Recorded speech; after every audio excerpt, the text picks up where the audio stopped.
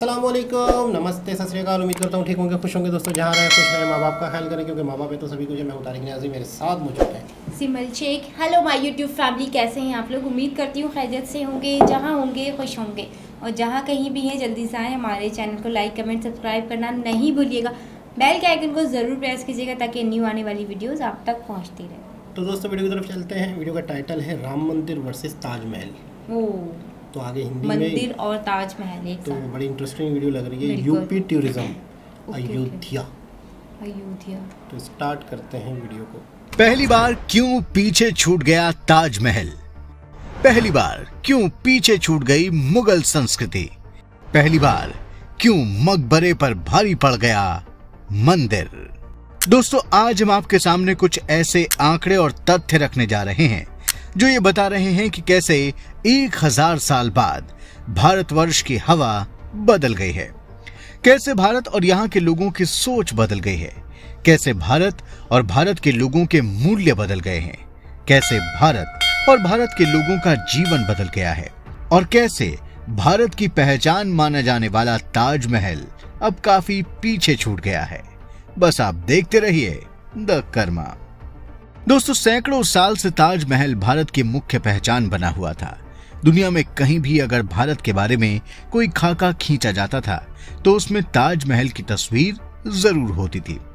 भारत में कोई विदेशी मेहमान आता था तो उसे ताजमहल का मोमेंटो गिफ्ट में दिया जाता था, उसे ताजमहल की सैर कराई जाती थी। लेकिन अब इसमें बड़ा बदलाव आ गया है।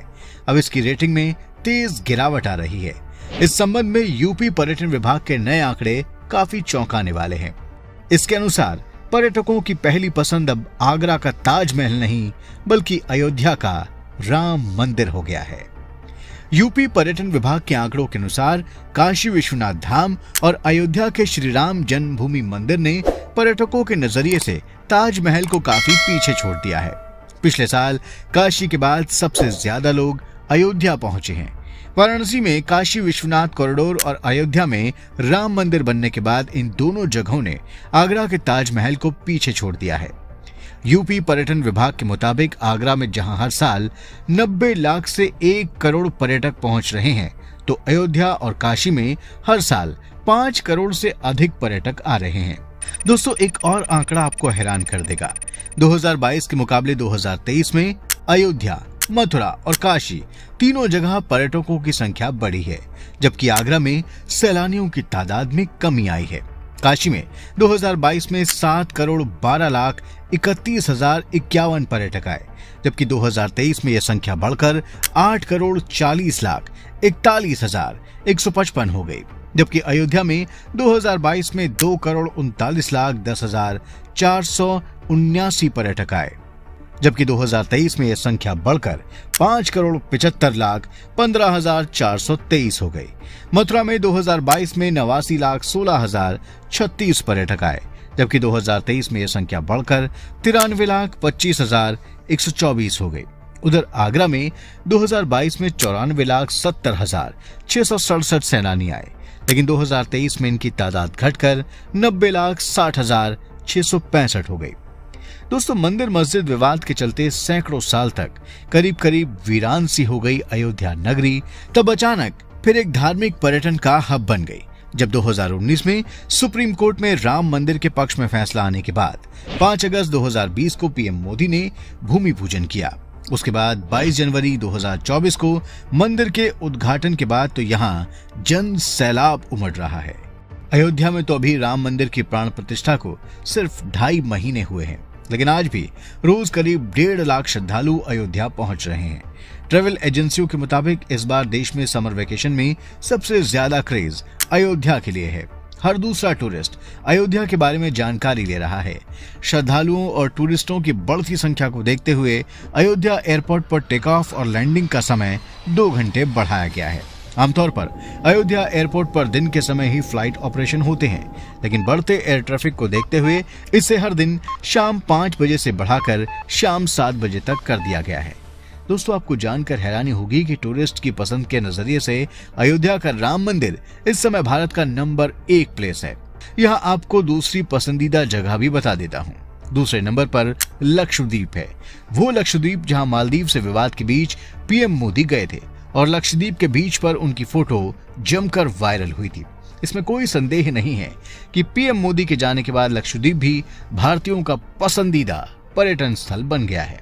दोस्तों, भारतीय पर्यटकों का यह आंकड़ा भारत के बदलते चरित्र को दर्शा रहा है। भारत का चरित्र अब मध्यकालीन मुस्लिम संस्कृति से पूरी तरह बाहर निकलने की तरफ है।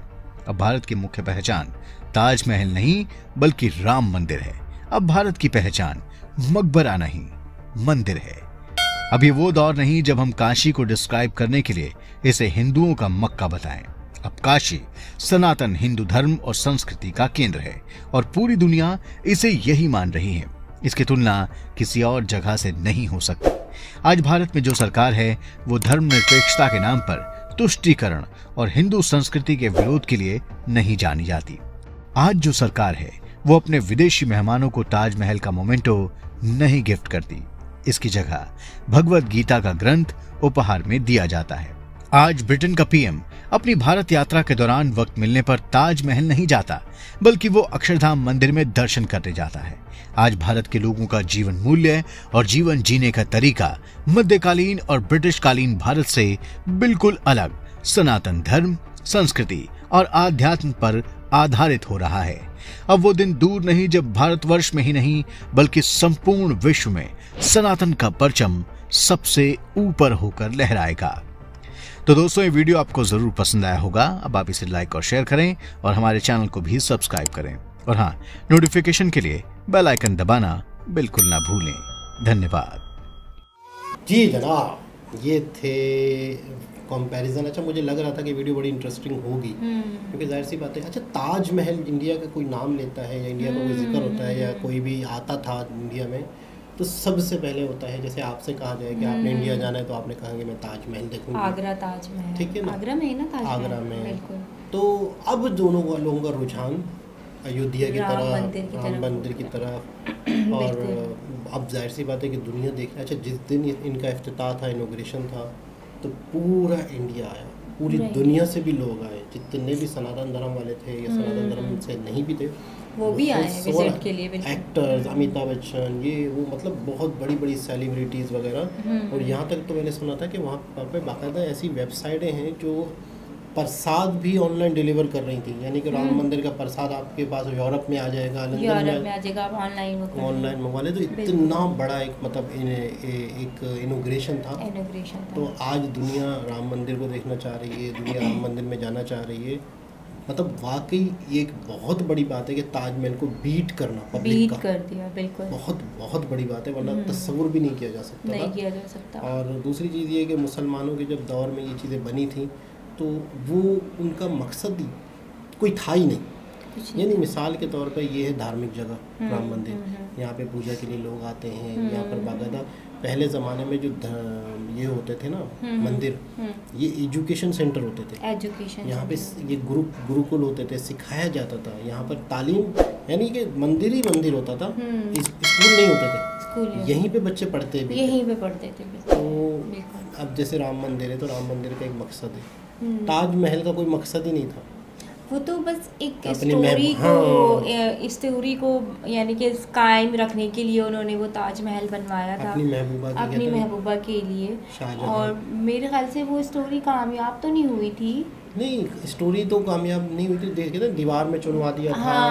तो इस वजह से उन्होंने बनाया अपनी मतलब है कि उसकी याद में वो ताजमहल बना दिया। लेकिन नो डाउट ताजमहल बहुत खूबसूरत बना हुआ है, उसकी खूबसूरती अभी तक है। लेकिन वीडियो में जब मैंने राम मंदिर देखा है तो वो उससे ज़्यादा खूबसूरत लग रहा था और उसकी सजावट, उसका कलर्स और यानी कि एक अलग रौनक नज़र आई थी मुझे राम मंदिर में। और इसी वजह से मेरे ख्याल से लोग भी वहाँ बहुत ज़्यादा, लोगों का क्राउड था, लोग बहुत ज़्यादा आए वहाँ पर राम मंदिर में और आ भी रहे होंगे, आते भी होंगे, अभी भी आ रहे होंगे। जाहिर सी बात है वो कि पहले वो एक ताजमहल का मोनुमेंट गिफ्ट किया जाता था, बिल्कुल मुल्क की निशानी है, मुल्क की नहीं अक्सर। अब जो है जैसे लवर भी एक दूसरे को ताजमहल दे देते एक दूसरे को। तो लेकिन इंडिया में कोई आता था तो कहते थे जैसे गिफ्ट के तौर पे ताजमहल दिया दिया जा रहा होता था, अब भगवत गीता दी जा रही है। भगवत गीता दी तो जा रही मैंने है। ये देखा है कि इंडिया ने अपने कल्चर को प्रमोट किया है, बहुत ज़्यादा प्रमोट किया। अच्छा ये नहीं कि सिर्फ प्रमोट किया है, मैं तो कहती हूँ बहुत तहे दिल से हर चीज़ में, अपने मुल्क में, अपने मुल्क की अगर एक टैरिफ भी है तो उसमें उनका कल्चर है, एक सड़क पे है, सड़क एयरपोर्ट है, रेलवे स्टेशन है, आप उनको कोई पेंटिंग मॉल देखो, है, कोई मार्केट है, हर जगह इनका कल्चर नज़र आ रहा होता है, हर जगह हिस्ट्री कल्चर दुनिया को पता चलता है। तो फिर जाहिर सी जब हम देखेंगे तो हम बोलेंगे यार क्या है, हम जानना चाहते हैं, मज़ीद जानना चाहते हैं आखिर इस कल्चर में है ऐसी क्या चीज़। तो इसलिए तजस्सुस होता है कि और जाने और बहुत ही इंटरेस्टिंग, तो इसलिए लोग इंटरेस्ट लेते हैं। बहुत ज़बरदस्त लगा। दोबारा किसी और वीडियो के साथ से मुलाकात होती है, जब तक के लिए अल्लाह हाफ़िज़।